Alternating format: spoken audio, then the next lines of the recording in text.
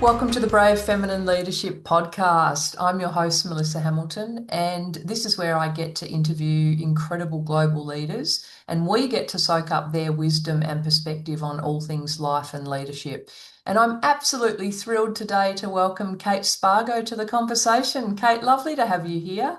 Thank you for having me. So let me share your bio, Kate, for people who haven't had the privilege of coming across you before. So Kate Spargo is a non-executive director at Sonic Healthcare, Bapcor, CIMIC, Geelong Football Club, and recently Sigma Healthcare until the Chemist Warehouse merger.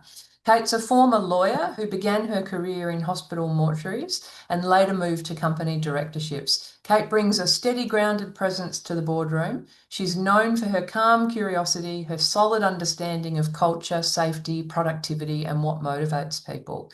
With a strong track record in infrastructure, engineering, and health, Kate is endlessly committed to learning and to being genuinely useful. I love that, Kate. Kate, let's kick off by me asking you, who are you as a human being? Oh, that's a who am I as a human being?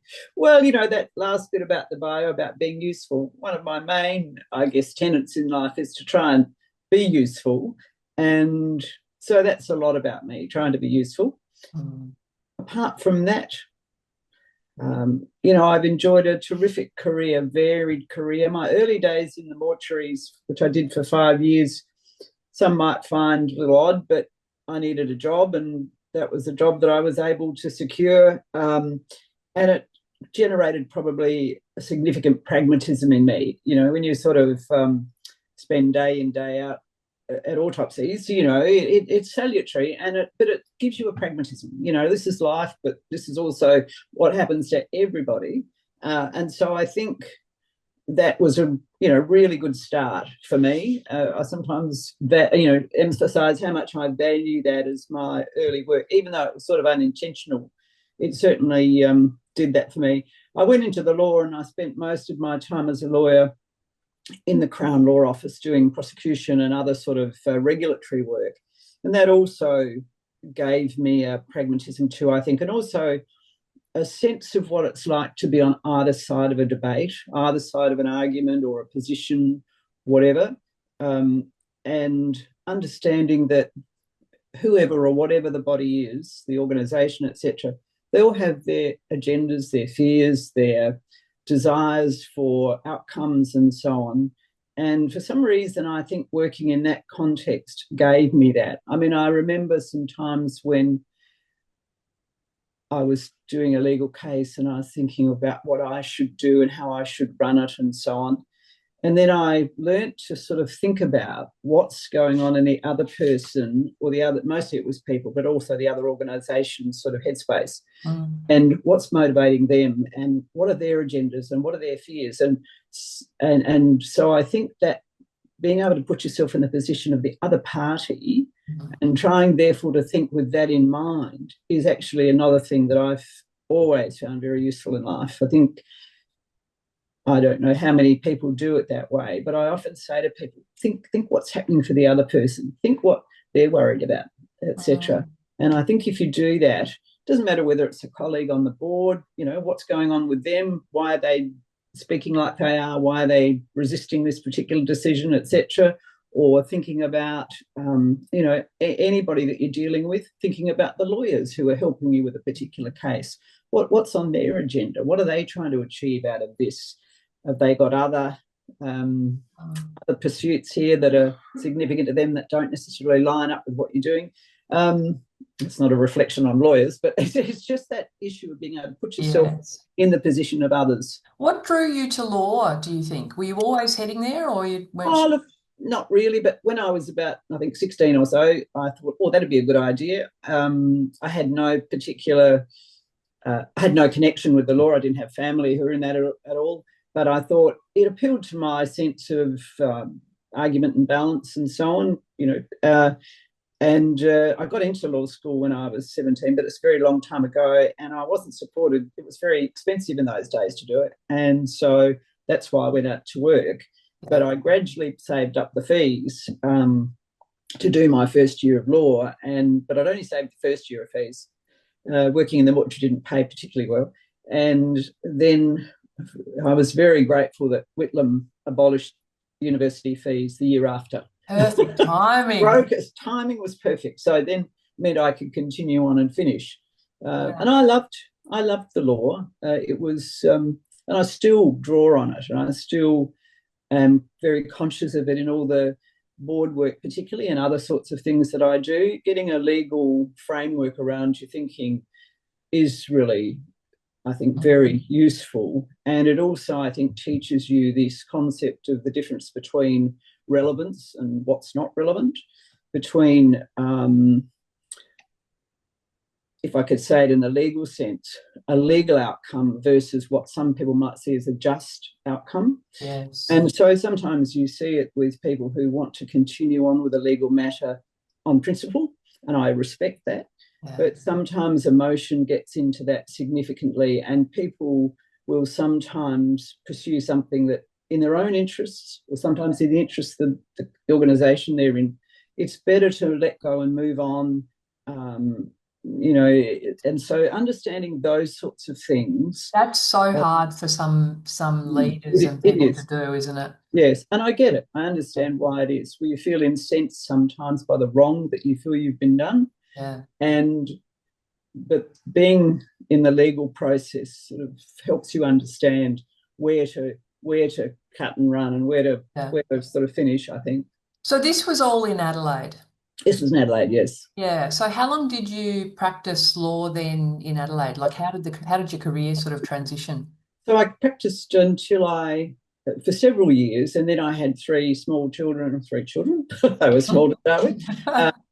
All in it, fairly quickly in succession. And because I was doing litigious work, it's night work a lot, and I thought, oh, this is a little tricky and I wanted to be with the children more. I didn't want to not see them. So I did about the next 10 years of doing a combination of working around the children, but doing some freelance consulting on things like investigations. So a board might ask me to come and investigate a matter, or a variety of sort of investigatory type things because of my background. And then somebody asked me if I would like to be on a board, and I had never thought of being on a board.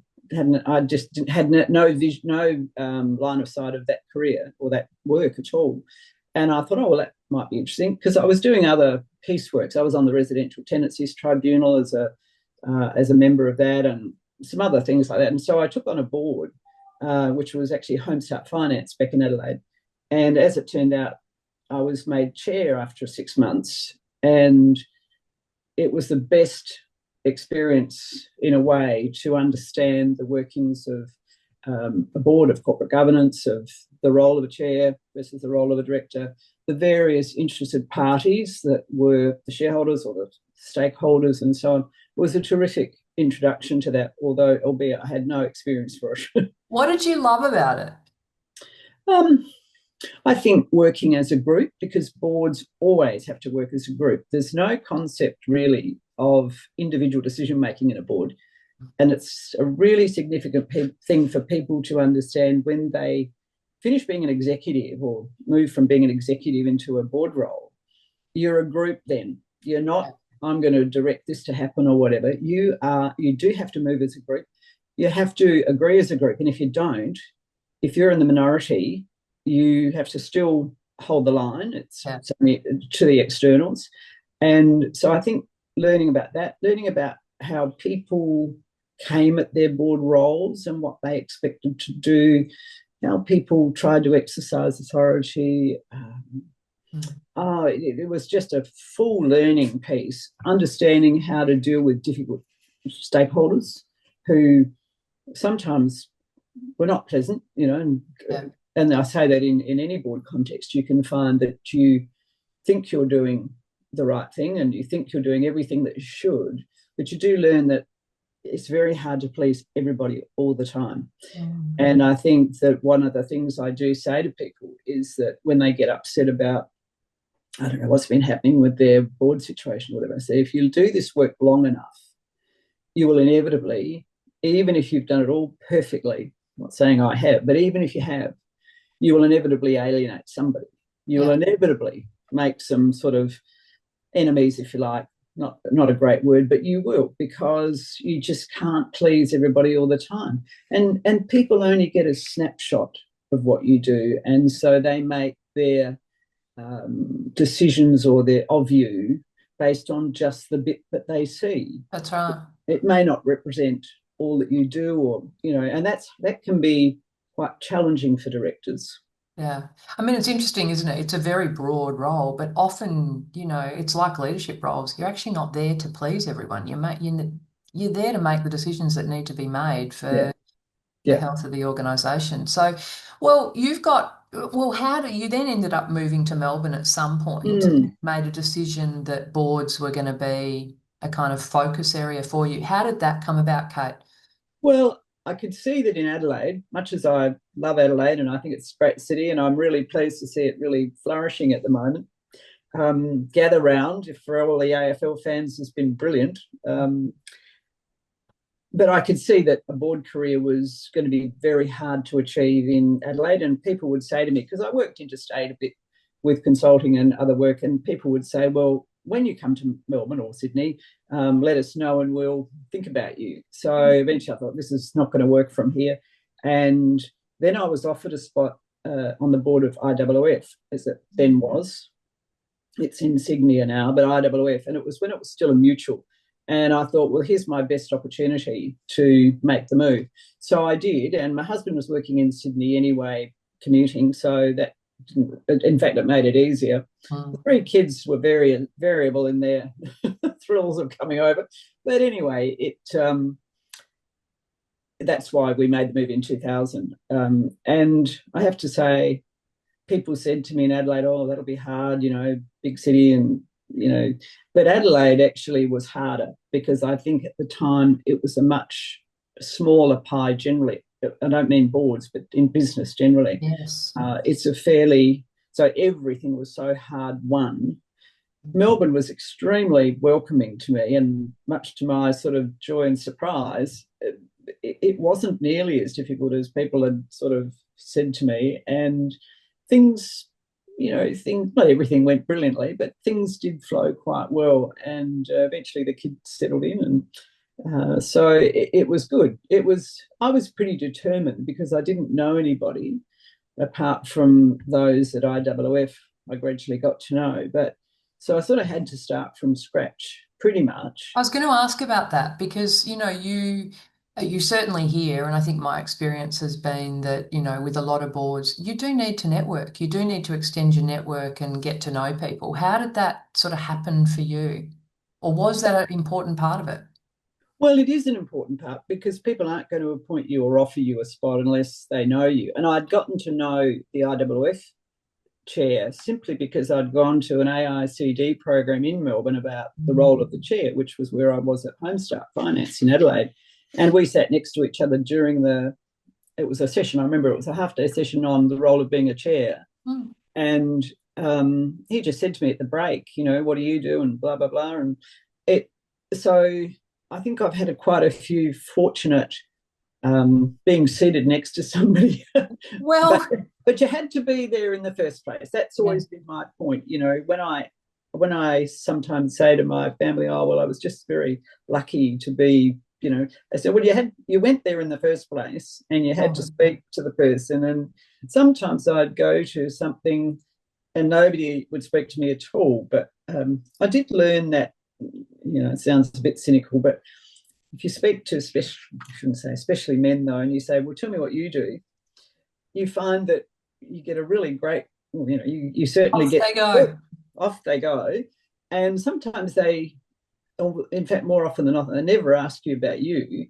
But that doesn't really matter because the next time you go to something and there they are, they think, oh, she was all right. She was she was good to talk to.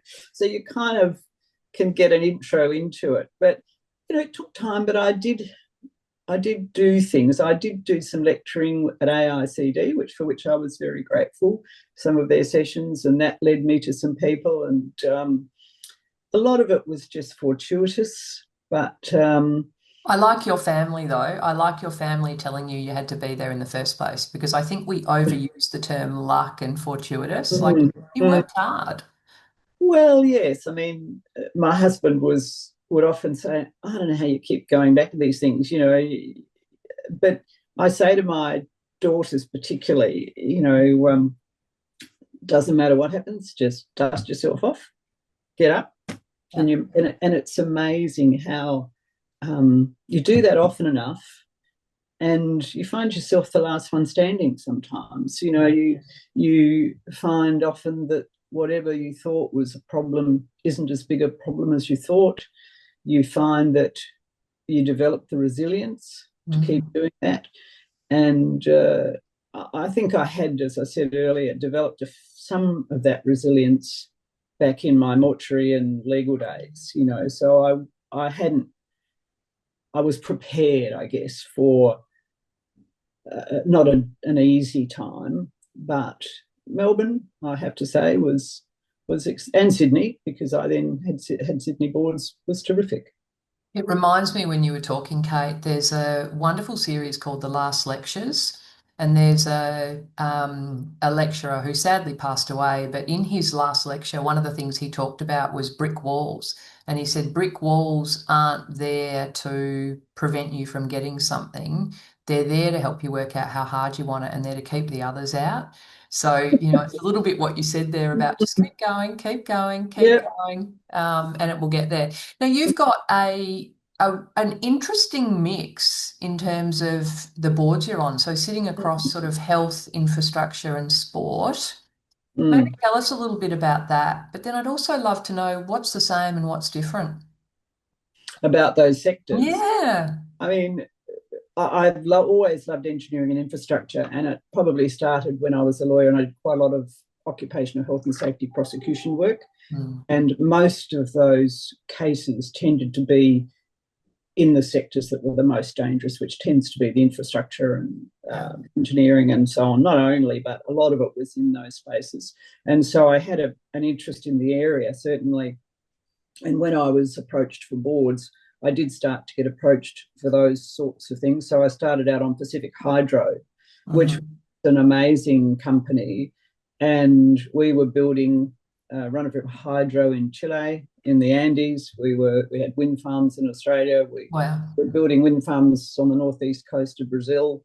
And it was such an education, an intro to that whole area. And then I stayed there for quite a long time. I also joined other ones, Fulton Hogan, which is a roading company, and which was amazing. Lots of aggregates and hot mix plants and so on. And I joined, Transport Services, Infrastructure, and CIMIC, which was consulting engineering in 50 of the least developed countries. And so site visits to some countries where we saw conditions that you just wouldn't expect here at all. So it rolled, and I was appointed to UGL, which is a consulting engineering company. And when the chair retired, he was keen for me to chair it, which I was very grateful for, and I did that. And so that was another great learning. I then later on, when UGL was taken over, CIMIC asked me to join their board. So it's just been a Evolve. fabulous nearly 25 years of education about that space, which has been amazing. The healthcare piece, of course, you know, while I was only 5 years in the sort of hospital system in the autopsy area, it did feed through. I mean, ironically, Sonic Healthcare is pathology, and what I was radiology, but primarily pathology, and I was sort of a pathology, histopath technician back in the mortuary. So kind of full circle a bit. I've done some work in retail as well with Adairs, and of course Bapcor to some extent is retail. It's certainly product distribution. Uh, but yes, the infrastructure engineering is particularly dear to my heart. Yeah. And then sport. Well, again, you asked the question about what's common amongst them. I mean, I'm no expert on the play on the field. I'm not bad, but I'm no expert. But the organisation, they're all organisations, and they all have some common themes about people and people working together, about boards working together, about what motivates people, what alienates people. And of course, there's the financial aspects of all organisations. And even though the football clubs are not there to generate profits for shareholders, there's always the financial aspect of getting it right. And so I find that there's common elements. They're organisations. They deal in different things, but they're organisations. And one of the things I find really interesting about the football club is the performance feedback is almost instant. Those football players, they play on let's say they play Saturday. By Monday, they've been given a whole lot of feedback, including video clips of their decision-making points, good, bad, or indifferent. And so that sort of feedback, and then the strategy to improve whatever it was that didn't go as well as it might have, is also there straight away. And I compare it with a lot of organisations where it would be rare to get consistently immediate feedback in that same way.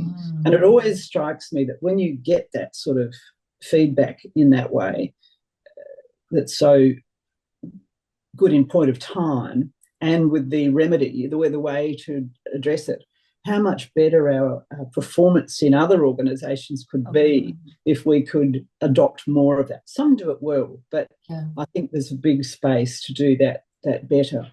Yeah, I love that you've said that, Kate, because I'm so passionate about that. I don't see enough feedback, delivered to people in the corporate space, or direct enough feedback. Well, It's and that's vague. timely, and it's specific to the particular issues.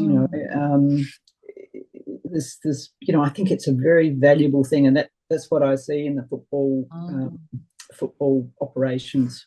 Well, let's talk culture, because I know it's an area that you're really passionate about. And I know you said something that sort of stayed with me since you and I met recently, and you talked about the commercial value of culture as well. So tell me about culture and how, as a director, you get to influence that.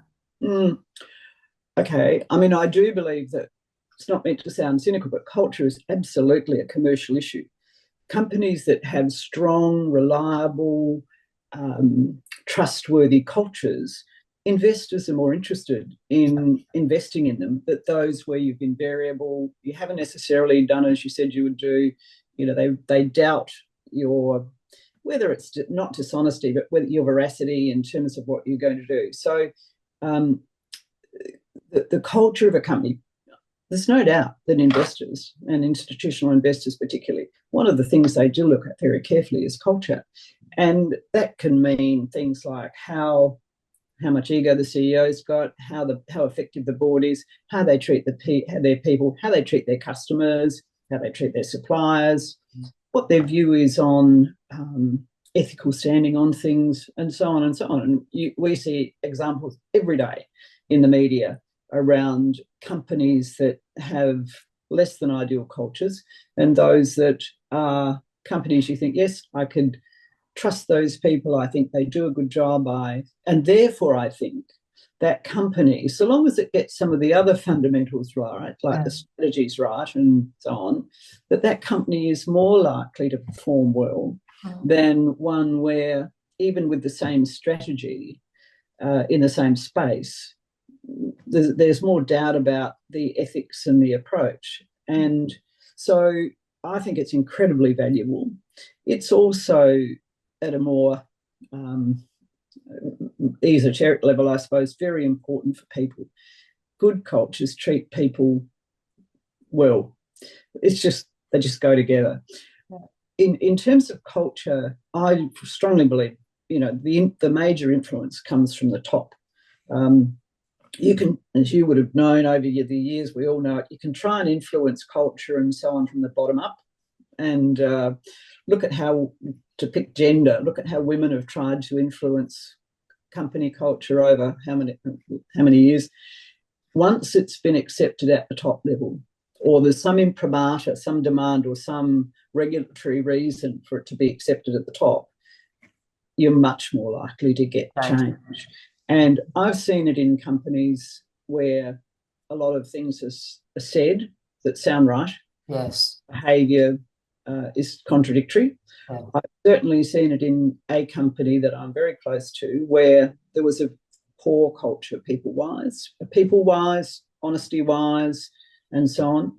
New owners made it absolutely clear that certain things were unacceptable, and where those things were done, people lost their jobs. And it's amazing how quickly people take notice, behaviours change, the ones who won't change go, and people say, well, how do you change a culture and so on?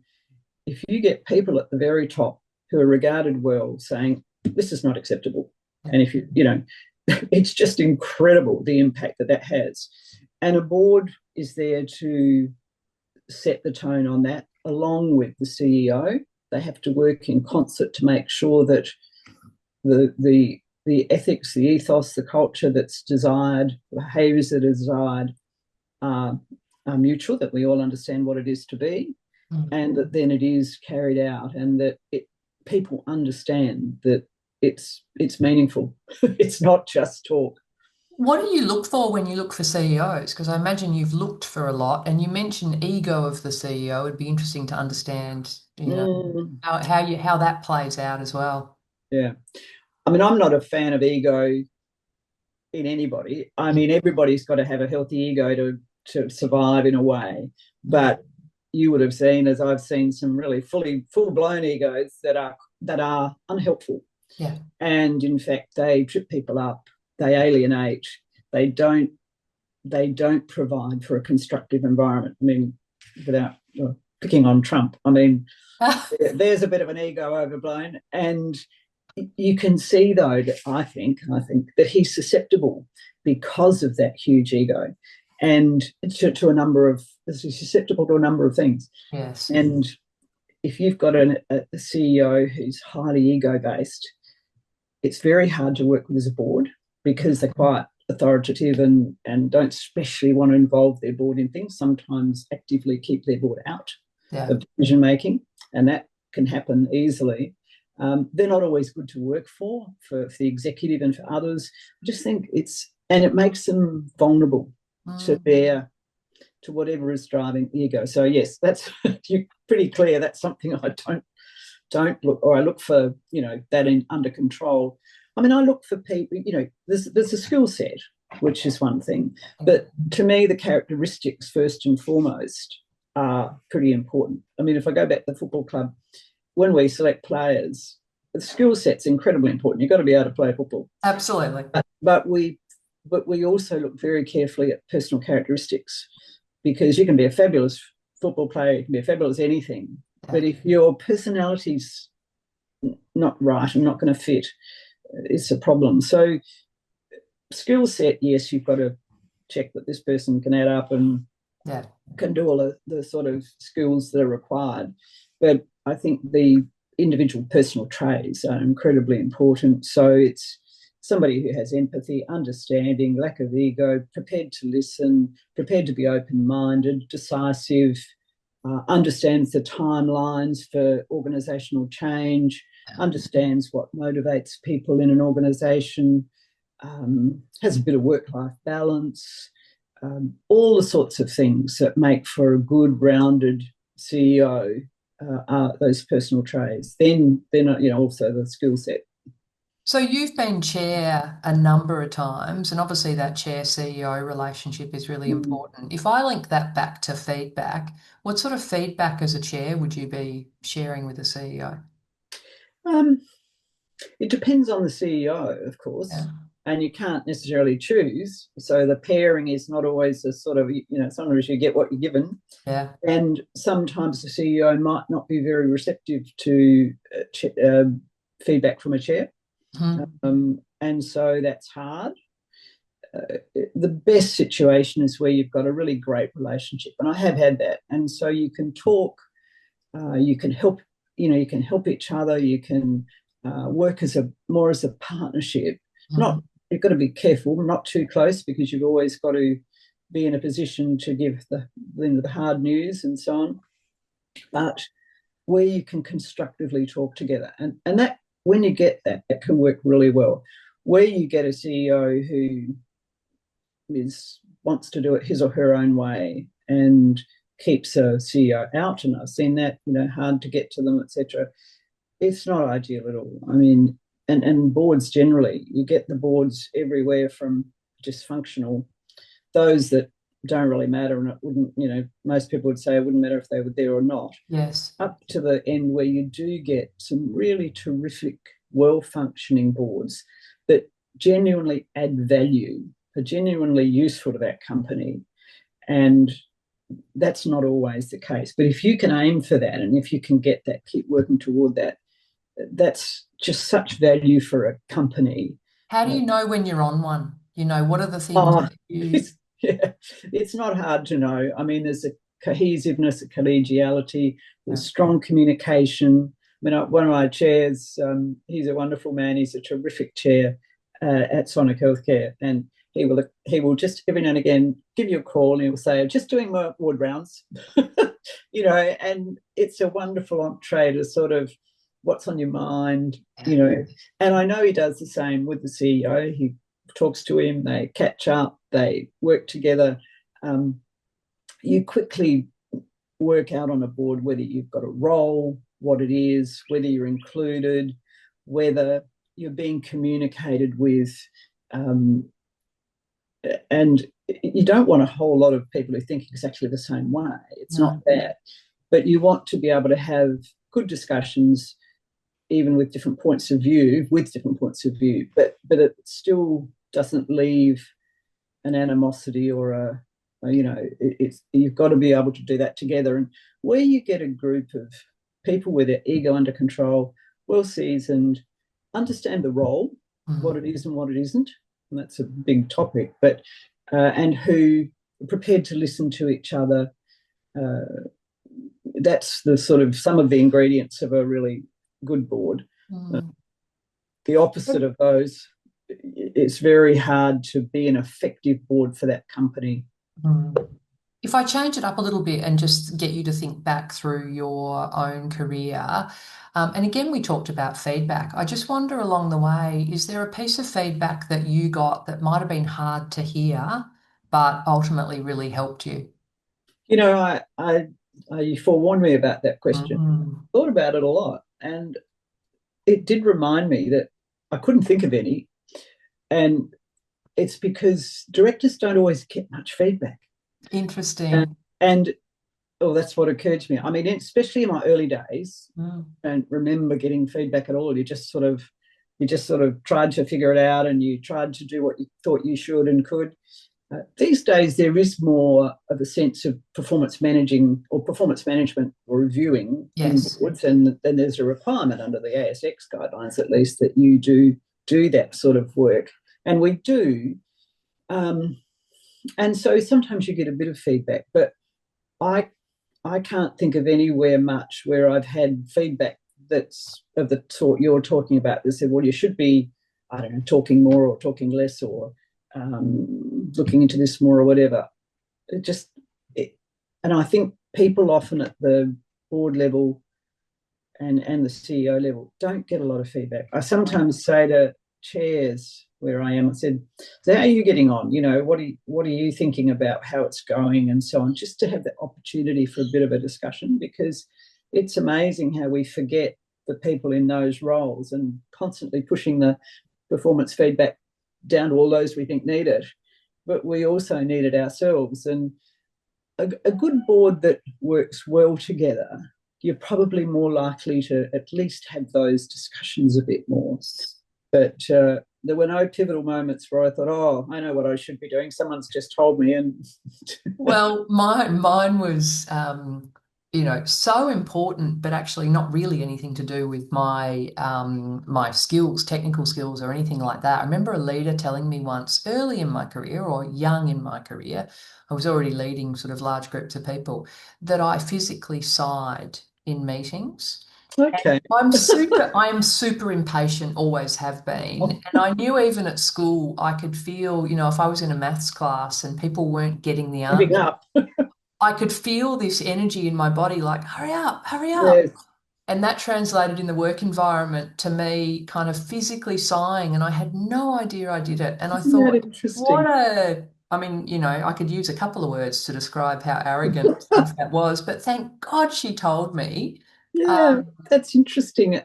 I understand it entirely. I get a bit impatient when people will take a long time to say something. Like, come yeah, on, but I don't know whether I do what you do, and sort of maybe try and work probably do, that one but out. nobody's ever told me, so I'll watch for that one. Yeah, self-reflect on your way through. So, what about the best investment you ever made in your career? So, if you think about something you consciously did. Oh, well, moving to Melbourne, clearly. Yeah. I would not have had the career I've had I stayed in Adelaide. Nothing wrong with Adelaide, but the major companies, especially the ASX listed and so on. I remember looking at a list at the time of 2000 when I moved, and there was almost, well, there might have been one or two of the larger companies registered in Adelaide, but even they had the directors from interstate. And so, yes, moving to Melbourne, which was a big investment emotionally, because not everybody, not the whole family sort of was, oh, hang on a minute, we're pretty comfortable here. Big but goal. but they were good, but it was a big investment to Yeah. make that move. And I remember saying at the time, look, if it doesn't work out, give me 2 years. If it doesn't work out, we can move back. But and so I was fairly motivated to make sure it worked, Worked. which was probably helpful to be motivated. Mm. So, what would be your thoughts on, executives who are maybe looking down the road and thinking that this is an option for them down the track? Are there any do's and don'ts or any sort of Um, words of wisdom, Kate? it depends what sort of set of boards people want. Yeah. But if people are after a set of a portfolio, as they put it, of two or three ASX listed of some significance, and things that uh, are of that sort of size, I would suggest staying in your executive life until you get to the most senior role you think you can get to or want to get to, and then make the move. If you leave too early, you will mostly find that you have to then still do the climbing to get up to the sort of things you might picture. So there's an incongruity between somebody who leaves their job at 35 or whatever at a middling level and Yes. who wants to sit on an ASX 200 board. There's a gap there. Yeah. Whereas if you've stayed longer and you're 45 and you've gotten up to a much higher level, you will be, generally speaking, more attractive to a board. So I think you've got to work out, you don't want to leave it too late. Yeah. And I see some people who it sort of, age has really changed in recent times, and board careers can go on for a lot longer. Some of my colleagues in ACS, which owns CIMIC, they're in their 80s and they're fabulous in Spain. But you don't want to leave it so late that then you look like your runway is a bit short. But that said, I would say the more senior you are, the better offers you are likely to get. The understanding also that being a director is not the same as being an executive. Mm. And I sometimes see, and we would all see, executives who come out and are still wanting to run the business.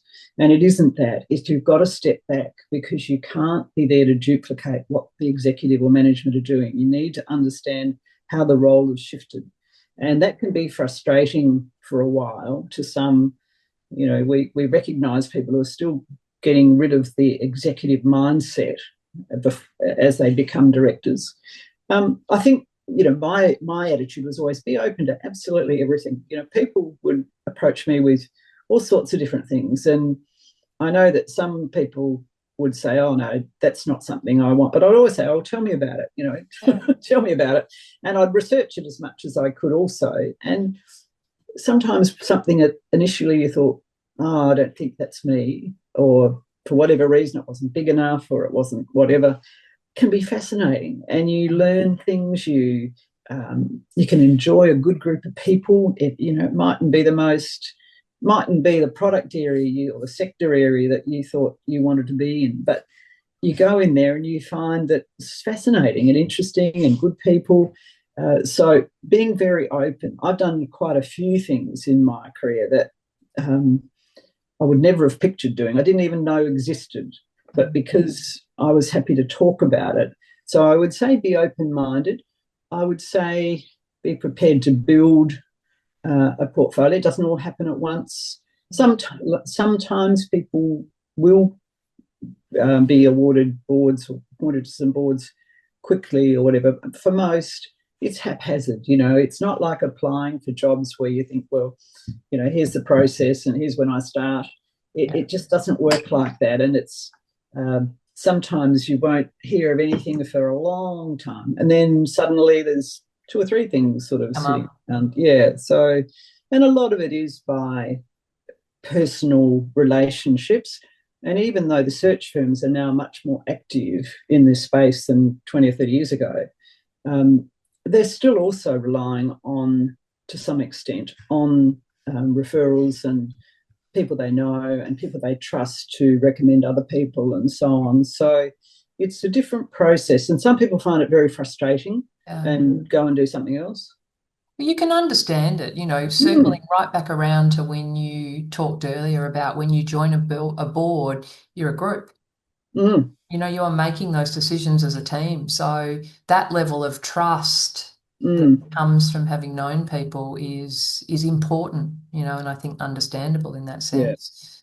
So amazing, Kate. You talk about being a lifelong learner and always wanting to add value to things. Probably two sort of questions on that. And one is, what do you think are the things that are keeping boards awake at night? And then how do you stay relevant around, particularly in an environment where there is so much fast-paced change? Mm. Yeah. I mean, I guess I have a fairly risk approach to things. So I'm always thinking about um, what are we missing? Have we looked broadly enough? Have we thought carefully enough? Have we stood back? What are the risks that are facing us? And of course, what are the risks that we have forgotten about or don't know about or haven't identified? And that's a tricky one. But trying to always do that thinking, especially around both the immediate but the bigger picture. So that's the sort of framework I think in. In terms of education, you're absolutely right. I mean, stuff is changing so rapidly. The whole especially the technology area. I don't think it's viable for us all to think we can be experts in all the digital world and its breadth. I think a lot of boards are looking for somebody who's a digital expert, and that can mean many different things. It's digital and it's pervasive, and so you might mean somebody who's good at cyber. You might need somebody who's good at AI or whatever it is, or implementation of large systems. But I think you've got to try and keep up as best you can. Nobody, including the expert or the CEO or whatever, is expert in everything. So we're all relying on others to some extent. But you can't be naive and just say, well, that's not an area I'm interested in or that I'm ever going to keep up with. I'll let somebody else do that. You've got to try and create as much awareness as you can. So my approach, I read, I listen, we have presentations at boards on these topics. You just try and keep aware.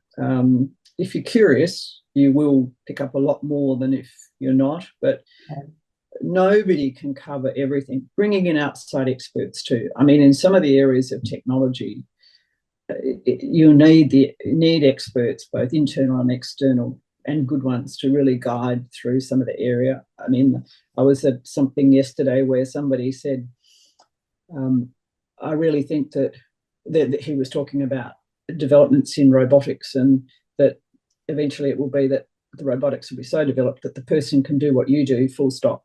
And he said, and they will do all the jobs. So he said, so what's a job? Why would you need a job? And so if you don't need a job, how do you think about yourself? And so it's quite confronting, because we do define ourselves, most of us define ourselves so much by what your job is. And this idea that you've got your army of robotics doing all the stuff we all do. And okay, so what am I going to do? Who are we? Who are we? Not quite sure how it works out, but it was just a really confronting concept. But given the pace of what's happening with technology, and I don't know if you've done any playing with a whole lot of the AI stuff lately and what you can produce. I mean, I'm not convinced that it's always got the nuances that an individual. But as one of my daughters says, who's a writer, she says, look, the fear is that near enough will be good enough. In other words, you can get an AI produced document or whatever that might not be scintillating and it might not be artistically kind of meritorious, but for the client, it might be enough. And it's an interesting concept as to whether that starts to drive mediocrity. There's all sorts of interesting implications to that. You could follow that line of thinking, couldn't you, for a long time? Kate, amazing having the chance to have a conversation with you. The last question that I ask everybody is, what does brave feminine leadership mean to you? Love to hear your answer. It's an very interesting question and quite sort of challenging, I suppose. I mean, one of my first tenets is being yourself and being true to yourself, trying to be something else and somebody else, and it's not, doesn't work, I don't think. And so I think being who you are, being authentic, I know that's a bit overused sort of term, but just being yourself, being resilient, because if you're resilient, you can help others. If you're not resilient, you won't be able to help either yourself or others. I've never thought relying on gender was the way to go. And in my early days as a lawyer, it was in a very, there were two women there where I was working and the rest were men, and it was a very, it was a challenging environment, and but to his everlasting credit, the person in charge of all this never, ever let gender get in the way. And he made the two of us do just the same challenging work as all the men did. And I think that was important. And so while I think gender has been incredibly important to try and promote women in all organisations, and you can see the difference in boards these days, that it's much more balanced, but it's never been the first thing that I would bring up, because I felt you've always got to earn your credibility as a person first before you're given the credibility effect to raise gender issues. It's just the practicality of it. Not as bad as it was, but early on that certainly was something. And also standing up for other women, for women in the workforce, and calling out appropriately the things that you think could make a difference, and really trying to work on those. I mean, if I look at a company like CIMIC, where inevitably it's male dominated because it's engineering and infrastructure, but we do some great work on recruiting, training, promoting, keeping the women that we do draw in. And I think focusing on that and trying to never let something slip by in that area, they're the sort of things that I feel are important to me anyway, in terms of being a woman in business. Fantastic, Kate. Thank you so much for joining the conversation. It's been a privilege to connect. It's been lovely to have your thoughts. Thank you very much.